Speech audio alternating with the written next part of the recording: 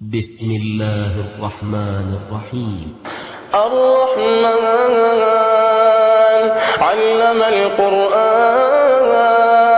خلق الإنسان علمه البيان الشمس والقمر بحسبان والنجم والشجر يسجدان والسماء رفعها ووضع الميزان ألا تطغوا في الميزان وأقيموا الوزن بالقسط ولا تخسروا الميزان والأرض وضعها للأنام فيها فاكهة والنخل ذات الأكمام والحب ذو العصف والريحان فبأي آلاء ربكما تكذبان خلق الإنسان من صلصال كالفخار وخلق الجان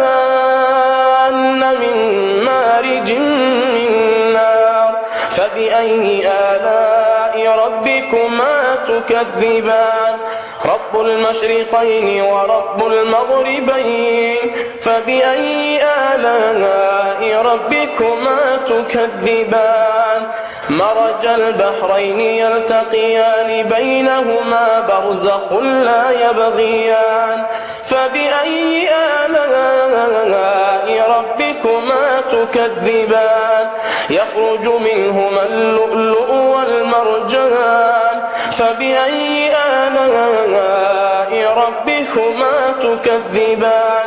وله الجوار المنشآت في البحر كالأعلام فبأي آلاء ربكما تكذبان كل من عليها فان ويبقى وجه ربك ذو الجلال والإكرام فبأي آلاء ربكما تكذبان يسأله من في السماوات والأرض كل يوم هو في شأن فبأي آلاء ربكما تكذبان سنفرغ لكم أيها الثقلان فبأي آلاء ربكما تكذبان يا معشر الجن والإنس إن استطعتم أن تنفذوا من أقطار السماوات والأرض فانفذوا لا تنفذون إلا بسلطان فبأي آلاء ربكما تكذبان يرسل عليكما شواظ من نار ونحاس فلا تنتصران فبأي آلاء ربكما تكذبان فإذا انشقت السماء فكانت وردة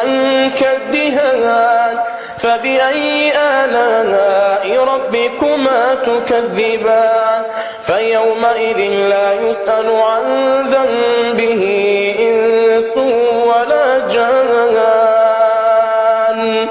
فبأي آلاء ربكما تكذبان يعرف المجرمون بسيماهم فيؤخذ بالنواصي والأقدام فبأي آلاء ربكما تكذبان هذه جهنم التي يكذب بها المجرمون يطوفون بينها وبين حميم آن فبأي آلاء ربكما تكذبان ولمن خاف مقام ربه جنتان فبأي آلاء ربكما تكذبان ذواتا أفنان فبأي آلاء ربكما تكذبان فيهما عينان تجريان فبأي آلاء ربكما تكذبان فيهما من كل فاكهة زوجان فبأي آلاء ربكما تكذبان متكئين على فرش بطائنها من استبرق وجنى الجنتين دان فبأي آلاء ربكما تكذبان فيهن قاصرات الطرف لم يطمثهن إنس قبلهم ولا جان فبأي آلاء ربكما تكذبان كأنهن الياقوت والمرجان فبأي آلاء ربكما تكذبان هل جزاء الإحسان إلا الإحسان فبأي آلاء ربكما تكذبان ومن دونهما جنتان فبأي آلاء ربكما تكذبان مدهامتان فبأي آلاء ربكما تكذبان فيهما عينان نضاختان فبأي آلاء ربكما تكذبان فيهما فاكهة ونخل